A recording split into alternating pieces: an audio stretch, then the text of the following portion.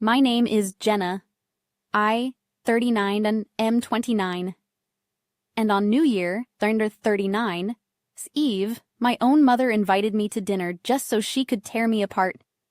The place was nice.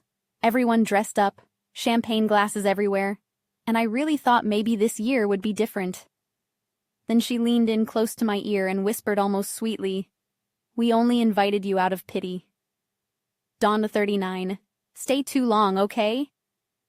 For a second, I actually thought I misheard her until I saw the amused little smirk on her face. My brother burst out laughing at the table and said, I was basically the failure of the family, the one who never made it, the one they had to rescue and hide. A couple of relatives chuckled. Someone muttered that at least I showed up on time for once. It was like they, our 39 all agreed I was the joke of the night. I just sat there holding my glass, feeling every word land like a punch, and then something in me went very, very still. I didn't a 39 not to argue. I didn't a 39 not cry. I didn't a 39 ask why they kept using me as a prop to make themselves feel superior.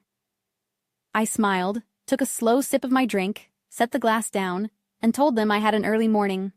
No drama, no scene. I walked out of that restaurant alone into the cold air with their laughter still echoing behind me. They thought I was walking away because I was weak. They had no idea that night I 39'd finally hit my limit. They had no idea that 1 week later, the cozy family cabin they loved so much would be gone. The accounts they depended on would be closed, and those lovely bank statements would start rolling in. If you stay with me until the end, I 39 I'll tell you exactly how one New Year. 39's dinner turned into the week their money disappeared. 1 week after that, New Year to 39's dinner, I was sitting on the sagging couch in my tiny Seattle apartment when my phone started going insane. At first it was just one call from my mom, then another, then three, back to back from mom, thus to 39's cell. I let them all go to voicemail. 30 seconds later, my brother 39 died. Name flashed on the screen. Then again, while it buzzed in my hand, my email notifications exploded with new messages from the bank. Subject lines like urgent notice, account changes, statement available lit up my laptop screen. I finally answered one of my mom 39's calls, and all I heard was panicked breathing and her voice up in that hysterical register she usually only saves for when something threatens her image. "Jenna, what did you do?" she shouted. "Do you have any idea what is happening? The cabin is gone. Do you understand me? Gone. There are strangers at Lake Chin saying they 39 re the new owners. They have paperwork with your name all over it." Then she jumped to the next crisis without even taking a breath. "The bank says some of our accounts are closed. The joint ones. The ones you were on. The auto payments bounced. There are fees. Your father is furious. What have you done to us?" In the background, I could hear my dad, Martin, barking something I couldn't R39 to quite make out, and my mom yelling back that she was trying to fix it. I didn't 39 that answer right away. I let her words hang there while I stared out at the gray Seattle sky and the rain sliding down the window. Another call started buzzing in. This time, my brother Ryan. I hung up on my mom and watched his name pulse on the screen. When I didn't, 39 thought. Pick up, he switched to text. Long, angry paragraphs popping up one after another. "You tanked my credit score. Do you even realize what that does to my clients? You sabotaged my summer plans, our family trips, everything. How could you be this selfish?" Then the one that made me actually laugh out loud. All because you couldn't 39 handle one harmless joke at dinner. I leaned my head back on the couch and closed my eyes. 1 week earlier, I had walked out of that restaurant feeling like someone had reached into my chest and flipped a switch. I went home to my little place with its thrift store furniture and mismatched mugs, dropped my keys on the kuo, enter, and just stood there for a minute, listening to the quiet. My hands were still shaking when I opened my laptop and started pulling up everything I had ever signed for that family. Old emails from the bank, digital copies of deeds, screenshots of just sign this. It's $39, no big deal. Messages from my dad and my brother. I pulled out the worn folder I kept in the back of my closet, the one with paper copies of documents I never really understood, but signed anyway because they said it was for the family. That night, I finally read them. Really read them. The cabin at Lake Chelan, the place they loved to brag about to friends, wasn't 39 Dant. Just in my name for tax reasons, like they told me. It was in my name. Period. My signature, my ownership. The family emergency credit line Ryan opened years ago after one of his deals went bad just happened to list me as a co-likant. The joint account my mom swore was just for helping you build credit had been used to pay for their vacations, their upgrades, their perfect life. Page after page, it became painfully clear I was not the helpless failure they painted me as at dinner. I was the financial safety net they the 39 quietly wrapped around themselves. At some point, I grabbed a pen and a blank notebook and wrote 3 words at the top of a fresh page. Take it back. Underneath, I started a list. Number 1, the cabin. Number 2, every joint account with my name on it. Number 3, every loan or bill I had been tied to without a real choice. I didn't under 39 to know every step yet, but I knew I wasn't under 39 to going to let them keep using me. I thought about the one person I trusted who actually understood this stuff. My old college friend Maya, now a lawyer in the city. As my phone buzzed angrily in the present with my mom wailing about strangers in her cabin and my brother blaming me for his falling credit score, I looked down at that same notebook on my coffee table. The first 3 items on that list were now neatly crossed out. They had invited me to dinner just to humiliate me. They thought I would swallow it like I always did. Instead, 1 week later, they were finally feeling what it was like to live with the consequences of their own signatures. The morning after that dinner, when the humiliation had finally turned into something colder and sharper, I called Maya. We hadn't an arch on 39, to talked in a few months. Life had gotten busy, but she picked up on the second ring like she always did. Her face popped up on my laptop screen, hair in a messy bun, oversized hoodie, the exact opposite of the polished, curated people I just had dinner with the night before. She smiled at first and said she the 39'd been meaning to call me anyway. Then her smile faded when she saw my face. "What happened, Jen?" she asked. So, I told her. I told her about the dinner, about the whispers and the jokes, and how it wasn't our 39 point even the first time, just the loudest. I told her how every time my brother, 39's business had a hiccup, somehow my name ended up on another favor. I watched her expression shift from concern to something more focused. As I swiveled the camera and showed her the stacks of documents spread out on my coffee table, deeds, loan statements, joint account summaries, all with my name printed neatly in places I barely remembered signing for. Maya went from friend mode to lawyer mode in about 2 seconds. "Slow down," she said. "Walk me through what each of those is." We went line by line. The Lake Chelan cabin deed where my parents had always claimed my name was there, because your grandparents wanted it to feel like it was yours too. But when Maya zoomed in on the scanned copy I-39D emailed her, she actually cursed under her breath.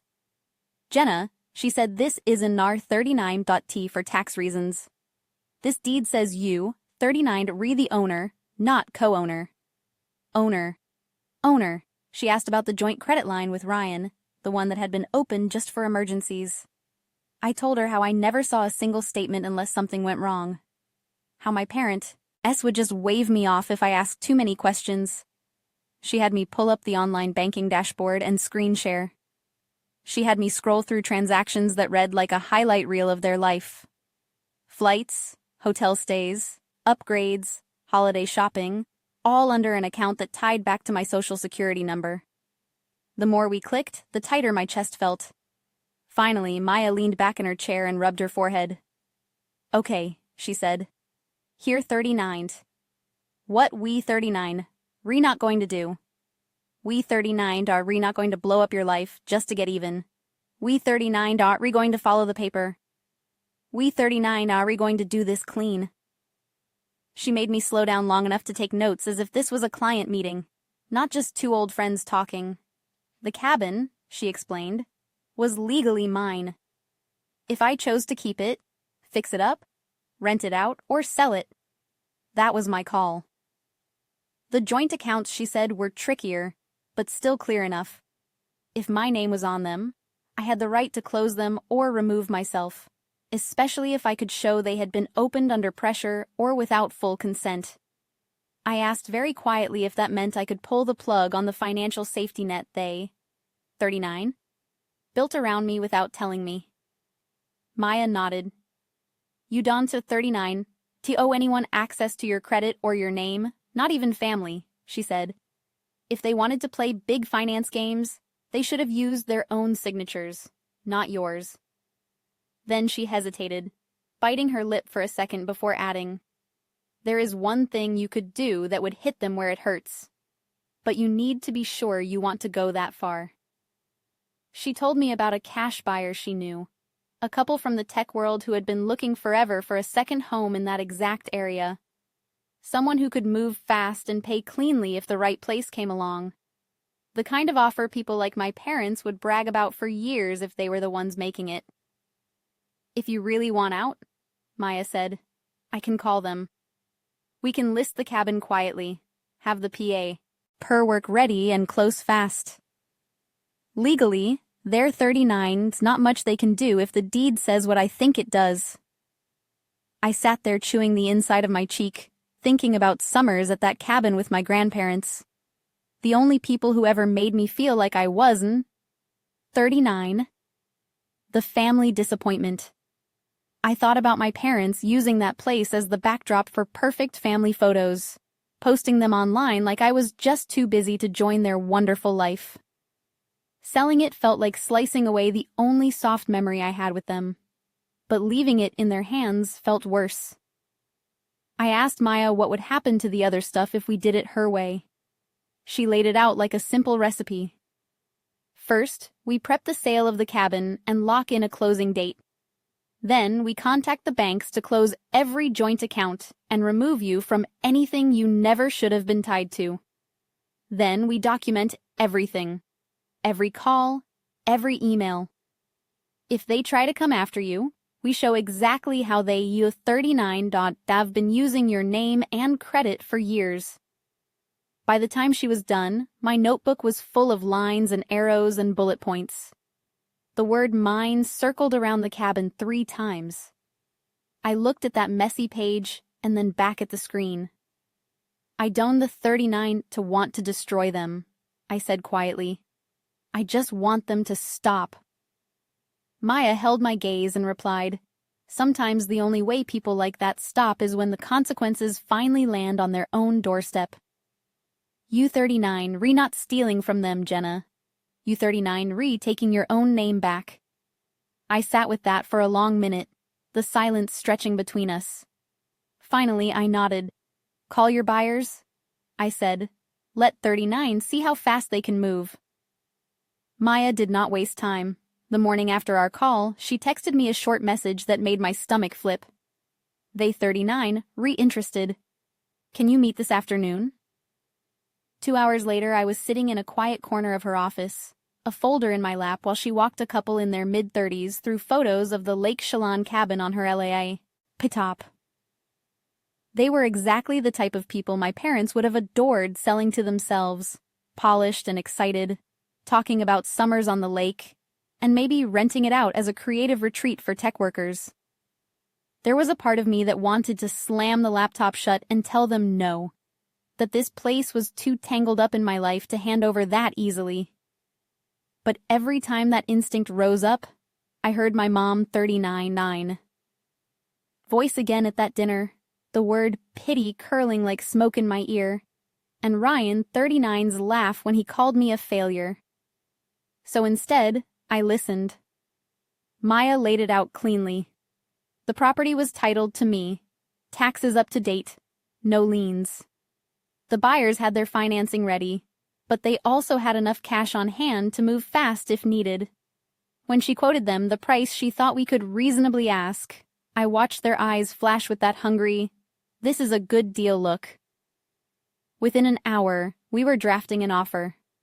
As we went through each page, Maya took the time to translate the legal language into plain English for me. "Here is where you acknowledge you are the sole owner," she said, tapping one paragraph. "Here is where you agree to transfer the title. If you sign, this is no longer theirs to control, Jenna. It is your decision, your sale." My hand shook a little when I picked up the pen, but I signed anyway. By the time I left her office, the cabin that had been held over my head for years as proof of what a generous family I had was on its way to belonging to someone who didn't, darned 39. To even know my parents. 39. Names. That afternoon, I went home and opened my laptop to start on the second part of the list, join accounts. I started with the easiest to stomach, the family credit card that had been used for everything from beach vacations to restaurant bills I had never seen. I called the bank, gave them my info, and asked what my options were for shutting it down. The woman on the line was polite in that detached customer service way until she pulled up the account A and realized who I was. "Oh," she said, "you 39 re the primary holder." I blinked. Wait, what? I had always been told my name was on it to help build your credit. No one had mentioned that it was technically my account with my parents and Ryan writing on as authorized users. Once I understood that, the conversation changed.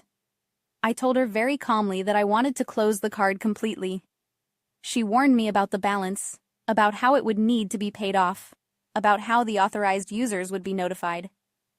I listened, agreed where I needed to agree, and repeated that yes, I understood, and yes, I still wanted it closed.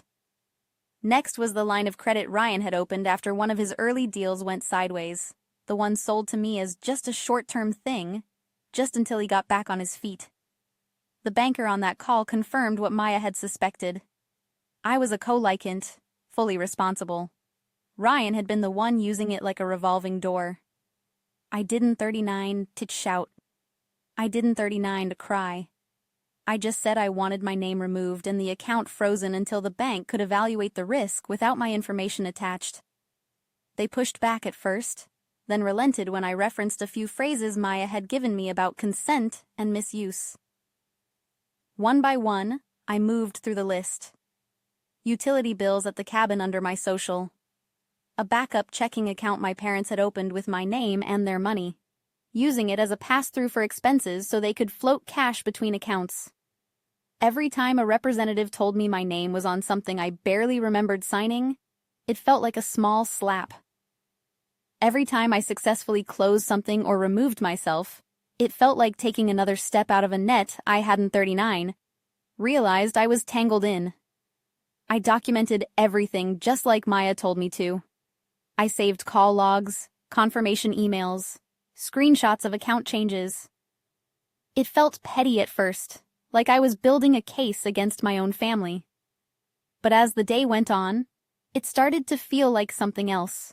It felt like proof that I wasn't on 39. Crazy that I hadn't on 39. Imagine the way they had quietly wired their financial security to my identity. When I finally leaned back from my laptop, the sun outside had faded into that dim gray Seattle evening. My notebook lay open next to me, the first 3 items on my list crossed out in heavy ink. The cabin sold pending closing. The joint credit card set to be closed. The emergency line with Ryan frozen under review. In some parallel universe. I knew they were probably still sitting in their comfortable house, telling themselves I was dramatic, that I would never really do anything. In this one, their favorite getaway was already changing hands, and the accounts they treated like invisible safety nets had just been yanked. I stared at the scribbled words on the page, then at the stack of documents on my table. And for the first time in a long time, I felt something like control settle in my chest. I hadn't to 39 to raised my voice. I hadn't to 39 to thrown a scene. All I had done was sign my own name and say one simple word they were not used to hearing from me. No, closing those accounts and signing the cabin away should have felt like the end of it. But with my family, nothing was ever that simple. Maya kept saying the same thing every time I texted her another update. Paper trail, Jenna. Protect yourself. She was right. My parents were the kind of people who hid behind phrases like family loyalty until it suited them to pretend we were just business. If I wanted this to stick, I needed something more official than phone calls and screenshots. I needed to walk into the world they trusted most, lawyers and paperwork. So, a few days after I started pulling my name off everything, I called the one person my parents trusted almost as much as they trusted themselves. The man who had been drawing up their wills and handling their estate planning for years. Harold Wheeler. Growing up, I had seen his name on envelopes on the kitchen counter and heard my dad brag that Harold was the best, that he made sure everything will be clean when we the 39 re-gone. I always assumed that included me in some warm, fuzzy way. Now I wondered if it meant something else. When I called his office and gave my name, there was a pause, then a shift in tone when the receptionist realized I wasn't Dar 39 calling on behalf of my parents. She put me on hold, then came back saying Mr. Wheeler had a gap later that week if I could come in. I could. The day of the meeting, I walked into a downtown office that looked like the inside of my parents' 39. Heads, dark wood, frame certificates, tasteful art that probably cost more than my car. Harold himself was older than I remembered, his hair thinner, glasses heavier, but his handshake was just as firm. Jenna, he said, your mother didn't 39 to mention you were coming by. I smiled and told him that was sort of the point. We sat down and I did what I had done with Maya. I laid out the story, the cabin, the accounts, the way my name had been used. I did not mention the dinner. I stuck to facts and paperwork, pushing a neatly organized folder across his shiny desk. For a while, he did the thing older lawyers do where they make little noises in their throat and tap the pages with a pen while they think. Then he pulled out my grandparents' old will, the one that had left the Lake Chelan property to Jenna for her future. On paper, it looked straightforward. In practice, my parents had treated it like they owned it, and I was just lucky to be invited. Harold frowned as he compared that document to newer estate plans my parents had drawn up. Somewhere along the line, my name had quietly been shifted. Not removed, but folded in with other assets in a way that made it look like what was mine was also theirs. He did not say fraud out loud, but his jaw tightened in a way that told me he was thinking it. He asked about the joint accounts. I showed him where I had already started to close things, how the bank confirmed I was primary on some of them. I watched the moment it clicked that if anyone looked closely, he could be the one standing between my parents and a very awkward conversation with a regulator. He took his glasses off, cleaned them slowly, and then said very carefully, Jenna, I have been advising your parents for a long time. I have always encouraged them to keep things clear and fair. It seems their implementation has not been as transparent as I would have hoped. Lawyer talk, for they got cute and dragged your name into places it never belonged. I asked him bluntly what that meant for me. He surprised me by answering just as bluntly. It means, he said, that we correct it. We recognize in writing what was intended by your grandparents and what has actually been happening with your name and credit. It also means for my own sake that if anyone ever comes asking, there is a clear record that I advise them to make it right. We spent the next half hour going through updates he could make. Adjustments to the estate plan that would reflect the value of the cabin being properly yours, even now that I was selling it. language clarifying that any debts tied to certain lines of credit were the responsibility of my parents and my brother, not me. He was protecting himself, sure. But in doing that, he was also maybe for the first time protecting me. When I left his office, I felt like I had just quietly moved one of the biggest pieces on the board. My family loved having people like Harold on their side. Now, at best, he was neutral.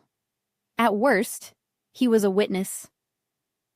On the bus ride home, with the city sliding by in gray and glass, I opened my phone and stared at a blank status box on Facebook.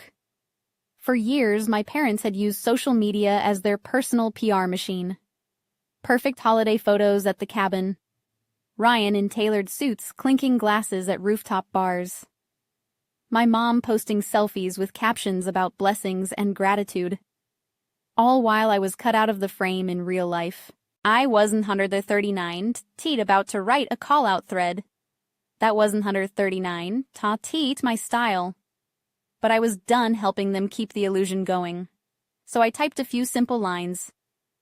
Sometimes you grow up thinking certain things are family gifts, I wrote, when really your name and credit were being used as a safety net without you ever understanding the risk. This year, I finally read the fine print. I 39 am taking back what was legally mine.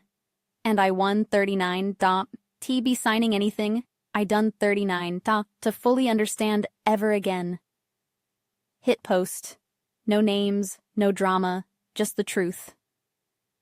In a tone calm enough that anyone outside the situation would read it as a vague reflection. Within minutes, the comments started. Old friends, college classmates, people who knew me but also knew my parents through their curated lives chimed in. Proud of you for setting boundaries. This hits way too close to home. Did something happen? Are you okay?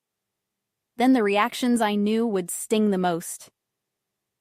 A couple of my mom Thesher 39 church friends commented with little heart emojis and wrote things like, "You 39 re so brave for speaking up, sweetie. Family can be complicated. Praying for you." In other words, public sympathy. The one thing my parents couldn't 39. Stand to lose. My phone buzzed with a text from my mom within 10 minutes. What is that post supposed to mean? Take it down right now. You are making us look like monsters. A few minutes later, a text from Ryan. Delete that. Clients can see what you post. Do you have any idea how bad this makes us all look? I stared at their messages, at the frantic way they focused not on what they had done, but on how it might be perceived. For the first time in my life, I did nothing. I didn't us on to 39 to delete the post. I didn't us of 39 to reply. I let it sit there, a small flag in the middle of my otherwise quiet feed. They had used my name in private for years to prop up their lifestyle. All I had done was start using my voice in public to reclaim it. And from the way they were reacting, you would have thought I had set he house on fire. The truth was, I hadn't 39 even gotten started. Ryan showed up 2 days after I made that post, pounding on my apartment door like he was trying to knock it off the hinges. I had just sat down with a mug of coffee and my laptop when the banging started, followed by his voice yelling my name down the hallway. I opened the door just enough to block most of the view with my body. He still did that automatic once-over of my place. Anyway, eyes sweeping past my thrift store furniture and the stack of game notes on my table with that same old judgmental twitch in his jaw. You think this is funny? He snapped, waving his phone in my face. You 39 completely nuked my credit. A client pulled out of a deal this morning because they ran a routine check and saw unusual activity. What the hell did you do? I told him calmly that I removed myself from accounts that never should have had my name on them in the first place. That I froze a line of credit I had been tricked into co-signing. That I closed a card I was the primary on without my consent. He scoffed like I had said something ridiculous.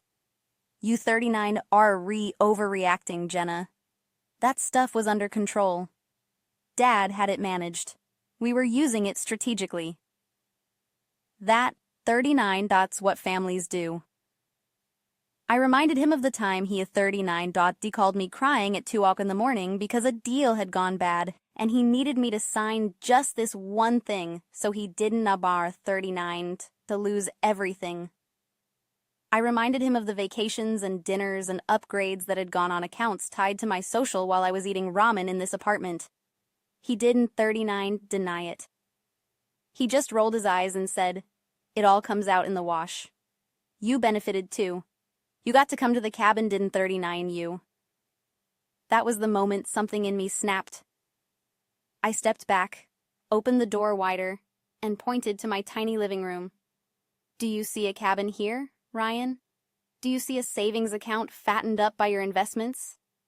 Do you see any of the benefits you a 39 re? So sure I NJ. Oid? All I see are bills with my name on them and a family that thought I 39 never actually read them."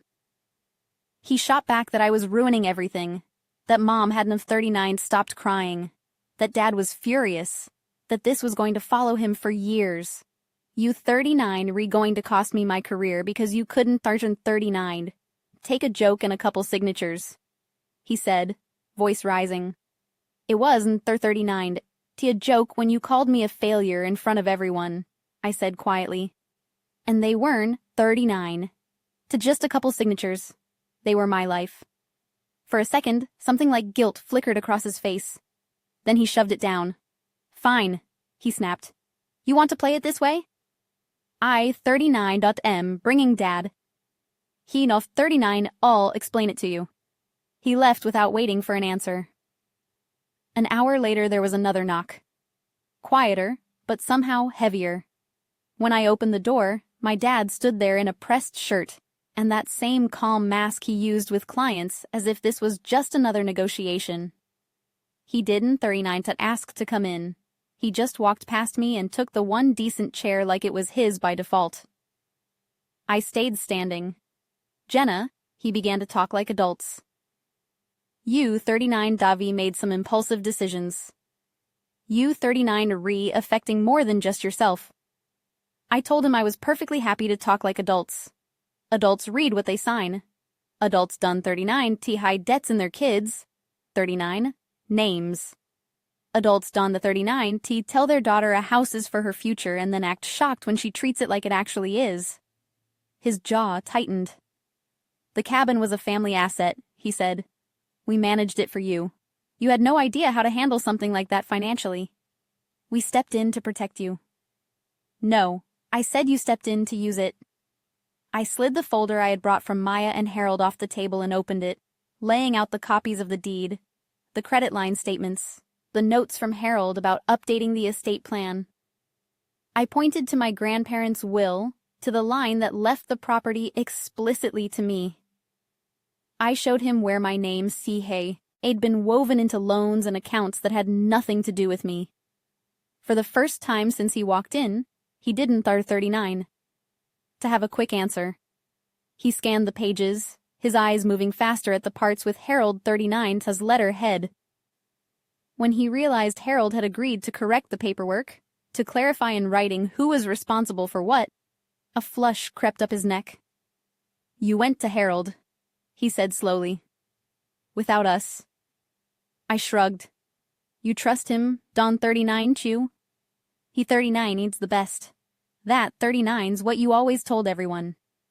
He set the papers down and pinched the bridge of his nose. "All right," he said, voice lower. "Maybe we blurred a few lines over the years. But you are making a spectacle out of this. That post you made, the calls we'd are 39 re getting, the questions. Do you have any idea how hard Iva 39.ve worked to build our reputation?" I told him that his reputation was his to worry about. My only concern was my name, my credit, my future. He tried a different angle then, the softer one. "We 39 were your parents, Jenna. Families share risk. We helped you when you needed it. We covered things. We loaned you money." I asked him if he had any documentation of loans to me that looked anything like the meticulous paperwork attached to every favor I had ever done for them. He didn't us certain 39, to answer. Instead, he sighed and leaned back, switching to what he probably thought was his trump card. "What do you want?" he asked. "Money, an apology. You want us to sign something? Just tell me what makes this go away and we can talk." I took a breath and realized that was the difference between us. He thought everything had a price tag. I told him I didn't 39 to want hush money. I didn't 39 to want a secret settlement or some back-channel promise. I wanted the accounts fixed, which was already happening. I wanted the estate plan to reflect reality, which Harold was working on. And I wanted them to stop talking about me like I was both a burden and a backup plan. I wanted out of the financial part of our family. He starry, Ed at me like I was speaking another language. "You can, 39. To just opt out of family, Jenna," he said. "You already did," I replied. "You opted me out when you invited me to dinner just so you could laugh at me. This is me catching up." For a long moment, the apartment was quiet except for the hum of my fridge. Then his phone buzzed. He glanced down and I saw my mom 39's name light up his screen along with a preview of her text. "The buyers are already moving into our cabin. People are asking questions. Please fix this." He stood up, suddenly looking older than I was used to seeing. "You, 39, V made a serious mistake," he said. "We will see what our options are." I told him that was fine and that I had kept every email, every document, every screenshot, that Harold and Maya both had copies. For the first time, I watched my father register that the power balance had shifted. He left without slamming the door, which somehow felt worse. That night, my mom called me 3 times and left 3 different voicemails. In the first, she was furious, accusing me of betrayal. In the second, she was sobbing about how their summer traditions were ruined, how the cabin had been the heart of the family. In the third, her voice was small and raw in a way I had never heard before. As she whispered that people from church were sending her my post, that she didn't 39 know what to say, that maybe they had gone too far. I played them once, then set the phone face down on the table. For years, their feelings had been the weather in our house controlling what everyone else was allowed to feel. For once, the storm was theirs to sit in, not mine. And beneath all their anger and panic, beneath the threats and the guilt trips, there was one simple truth they were finally being forced to look at. Without my name quietly propping up their perfect life, they were going to have to stand on their own. The funny thing about consequences is they done the 39 to arrive all at once like some big cinematic explosion. They reap in through emails and revised paperwork and awkward conversations in offices your parents used to own. A week after my dad walked out of my apartment, Harold called me himself. His voice was measured, but there was a hint of something almost like approval in it. He told me he 39'd met with my parents, that he had walked them through the changes he was making. The estate plan had been updated to reflect what my grandparents actually wrote all those years ago, not the version my parents had slowly twisted into something more convenient. The value of the cabin, now sold, was recorded as something I had already received and controlled, not as a vague family asset they could dangle whenever they felt generous. The lines of credit were annotated to make it clear who they belonged to. If anyone ever asked, there would be a paper trail saying I had asked for clarity, and he had encouraged it. Translation: if my parents tried to drag me into a legal mess, they 39'd be dragging him too, and he was not about to let that happen. With that piece in place, I let myself breathe. When the money from the cabin hit my account, I didn't Nasta 39 go on a revenge shopping spree. I paid off the last of my own legitimate debts. I set aside taxes because Maya looked me dead in the eye and said, "I love you, but the IRS will not care about your family drama." Then I did one thing just for me. I signed a lease on a small but bright studio space in a building not far from my apartment. A place with big windows and scuffed hardwood floors where I could actually spread out my game ideas without balancing them on the edge of my kitchen table. The first time I unlocked that door and stepped into a room that was mine, not ours or the family's, I felt something uncoil in my chest I hadn't 39.9. Even known was tight. I hung a couple of framed sketches from games I 39D worked on, set my laptop on a secondhand desk, and sent Maya a picture. She replied with 3 words. About time, Jenna. Back on my parents' side of town, things looked different. Ryan had to let go of the sleek condo he 39'd been so proud of and move into a smaller townhouse. Some clients stayed, some quietly drifted to other advisors who didn't 39 have unusual activity shadowing their reports. My mom still posted on Facebook and Instagram, but the tone had shifted.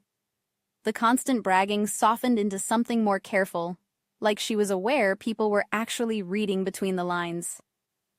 Now, one afternoon, a few weeks after everything, she messaged me asking if we could meet somewhere neutral, just us. I agreed with conditions: no money talk, no guilt trips, no pretending nothing had happened. We met at a coffee shop. She looked smaller without the armor of our house around her. For a minute, we just sat there stirring our drinks, the silence between us full of all the things we 39 never said. Then she did something I never expected. She apologized. Not the kind of half apology I grew up with, the I-39. Sorry if you felt that way maneuver. A real one. She said she was sorry for laughing at me at dinner. She was sorry for calling it pity when really it was control. She was sorry for signing my name onto things without thinking about what it would cost me. She said she had spent years telling herself they were helping me, that it was all for my own good, because that story made it easier to ignore the ways they were using me. I listened. I didn't under 39 rush to comfort her. When she finished, I told her I appreciated the apology, but that words weren't sort of 39 and going to magically reset anything. I told her I wasn't sort of 39 cutting them out of my life completely, but the version of me they were used to. The one who signed whatever was put in front of her to keep the peace was gone. From now on, no joint accounts, no favors that look like the family emergency line of credit. No more using my work or my life as a punchline to make themselves feel better. If they wanted a relationship with me, it would have to be on terms that didn't knock 39 to require me to shrink. She nodded, eyes shiny, and for once didn't knock 39 to argue. My dad took longer. He never said the words, I 39 am sorry out loud. Not exactly, but he stopped trying to convince me I 39D overreacted. When we finally did talk, months later, he admitted that he had assumed I would never push back. That he didn't, or 39, think I to 39 notice the way things were set up because you never cared about money. I told him that not caring about money and not caring about being lied to were 2 very different things. We 39. We're not a warm, hug-it-out family now. There are still weird pauses in conversations, still a gap between the world they built and the one I chose. But there is also something we never had before. Boundaries. They stand on their side with their choices. I stand on mine with mine. Here, 39, is the thing I wish someone had told me years ago. The thing I want you to hear. If any part of this sounds familiar, family can be a source of love and support. But that doesn't. 39, to give them unlimited rights to your time, your energy, or your signature. Being related to someone does not mean you owe them your credit score, your savings, or your silence. Sometimes the most loving thing you can do for yourself is to read the fine print, ask uncomfortable questions, and say no when everyone expects you to say yes. It doesn't 39 to make you ungrateful. It makes you responsible. This story isn't 39 taught legal advice, and if you 39 dealing with anything like it, you should absolutely talk to a real lawyer or a financial counselor before you act. But I hope it reminds you of this. You are not a safety net, and you are not a punchline. You are allowed to outgrow the role your family chose for you. You are allowed to take your name back. And if you lunch at 39, ever had to choose between keeping the peace and keeping your self-respect. I want you to know, you 39, we're not alone in picking.